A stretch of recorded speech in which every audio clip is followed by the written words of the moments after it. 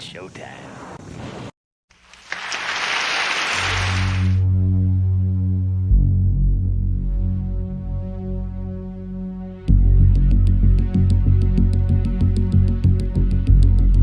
What's up, everybody? It's your girl Nita, your favorite diva, and I'm back for another movie review. The movie I'm reviewing for you today is Candyman, directed by Nia DaCosta. This is a Monkey Paw production. It's produced by Jordan Peele, who co-wrote the script with Nia DaCosta and Ren Rosenfeld. The movie is starring Yahya Abdul-Mateen, Tiana Parrish, Vanessa Williams, Coleman Domingo, reprising Tony Todd, Cedric Mays, Brian King, among many others. The movie is classified as a horror thriller, clocks in at 1 hour and 31 minutes. It is a spiritual sequel. So the synopsis reads, in present day, a decade after the last of the Cabrini Towers were torn down, Anthony and his partner move into a loft in the now gentrified Cabrini. A chance encounter with an old-timer exposes Anthony to the true story behind Candyman. Anxious to use these details in his studio as a fresh inspiration for paintings, he unknowingly opens the door to a complex past that unravels his own sanity and unleashes a terrifying wave of violence.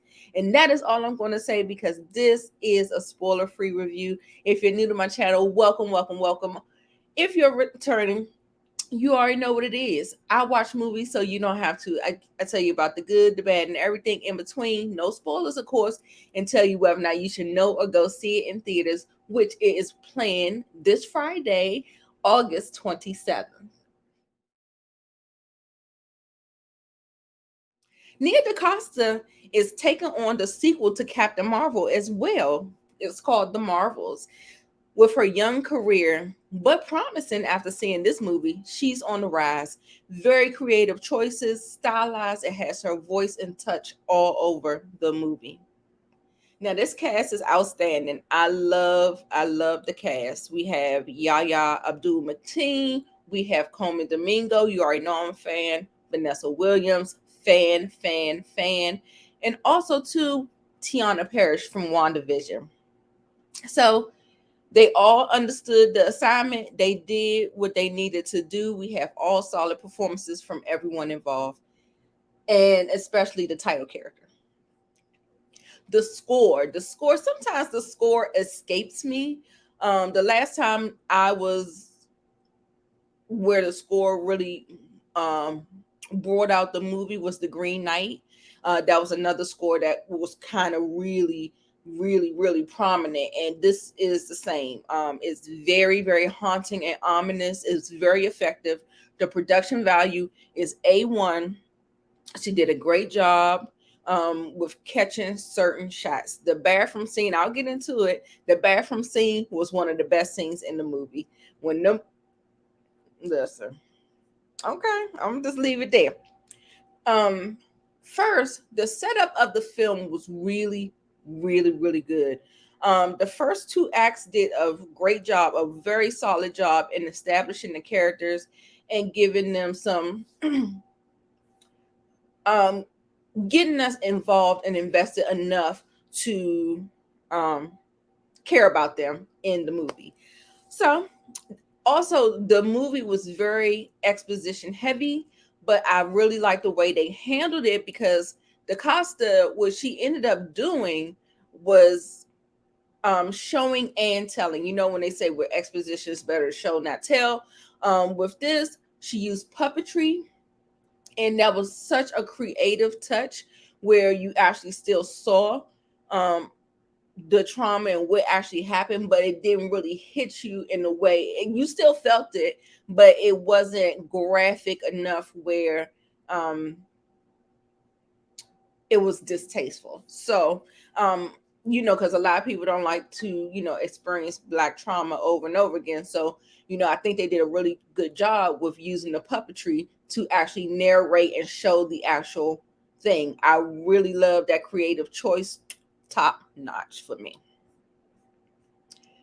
Oh, I also like the social commentary, the themes of gentrification, the generations of Black trauma, you know, when you have a Jordan Peele movie, you are going to have those lessons. You're going to have those history lessons, and I like that they did it and they actually modernized it and turned it on its head because the victims were white.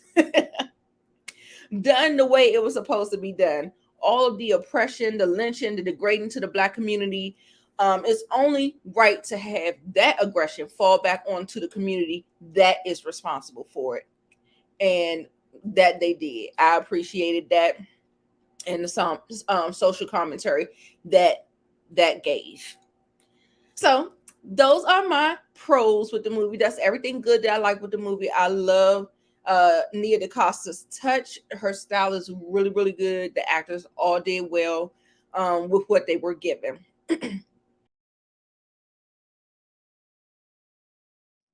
Now we're going to get into some of the cons of the movie. Some of the cons. While I enjoyed and loved the way the bathroom scene was shot, handled, edited, and done, that is pretty much the best. That's the best. That's the best scene, and it was in the trailer. So anyway, there was a shot that the kills were actually taking place in the compact mirror. Very creatively done. I'm here for her creativity. Love that shot. I love the use of mirrors as well, because even in that compact shot, there was a bee that was in the reflection. Like it looks like it was hovering over the mirror, but it was inside of the mirror, like in the reflection. So yeah. So while I think she was going for a little bit of less is more, I don't think it served the movie well. Not the movie, it didn't serve the movie well, and it didn't serve the slasher genre well as well. I really think they held back with the horror, and oh, let me see what is. It's rated. The rating is.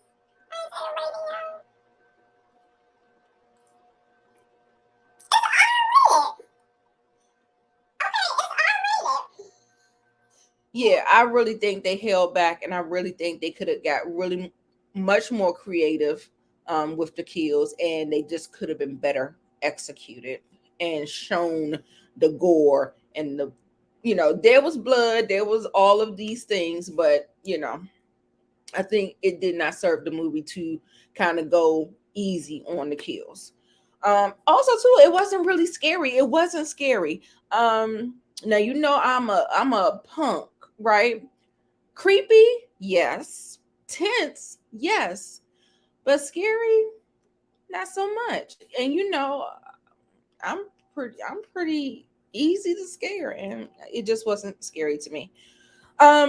There were a lot of plot holes, things that were brought up and not fleshed out. I think the movie could have at least been an extra 20 minutes, because it clocks in at a tight 90 minutes, which is a full feature length film, hour and a half. But it could have had more meat to the bones because, like I said, there were a lot of plot holes, things that were mentioned, not fleshed out. I just really think it was missing a whole lot, and it actually happened mainly in the third act. Some of the second act and some of the third act. The third act for sure. Like I said, when I'm talking about this third act, the third act was really, really weird for me. Like, I'm trying to find the right way of trying to convey this. It felt really, really rushed.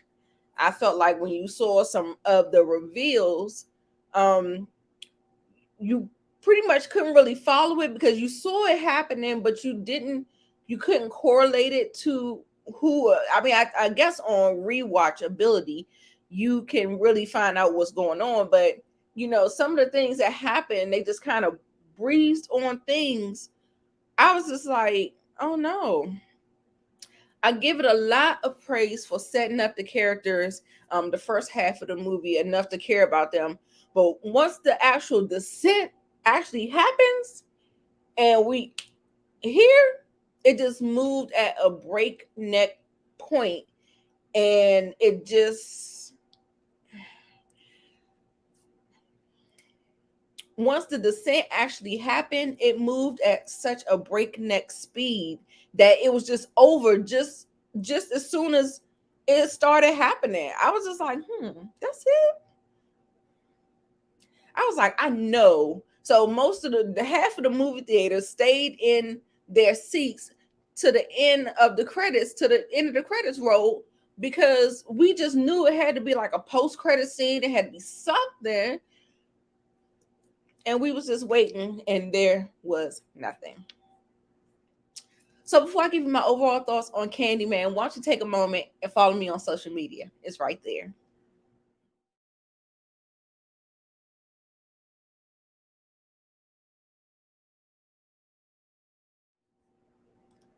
So while I applaud Nia DaCosta's efforts and her taking big swings, while she hit some, she missed a few. The production was fantastic. The score was haunting, but the movie lacked the horror slasher element that I think could have served the movie better. The movie definitely suffered with the script and the structure of the third act. As soon as things started to happen, it was over. But all in all, good try, Nia DaCosta. I really applaud you. I give Candyman 3.5 out of 5 stars. And hesitantly say go see it in theaters. I really want to say go see it in theaters because I think you might be a little underwhelmed watching it at home. When you're in the theater, you can vibe off of the audience around you. You know, with slasher movies, we're talking to the screen. You know how Black people, you know how we do it. So go support Miss Nia DaCosta. Let them know that we support Black content and we are here for it. So just because there were a few things that didn't serve the story well, I still believe it was a great piece of art that you can definitely check out. And it's divisive. So there's that. So you make your own decision. You let me know whether or not you're going to go see Candyman coming out this Friday, y'all. I hope you enjoyed this early review. Thank you so much for all of your support. Now for my diva recommendations, I have Jordan Peele's Us, The Ring, and Urban Legend. If you like Candyman, you'll like these. So what did you think about Candyman? Are you going to watch it? Let me know. Are you a fan of the first Candyman? Are you a fan of the franchise? Let me know. This movie was highly anticipated because it kept being delayed. Let me know what you think about it. I just really want to gauge the audience. I want to really have a conversation. Leave a comment. Let the diva know you stopped by.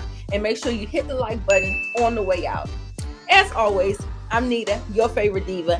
And make sure you like, comment, and subscribe. And you make sure you come back. Mwah. Also, too, I have a trailer reaction for Candyman right here.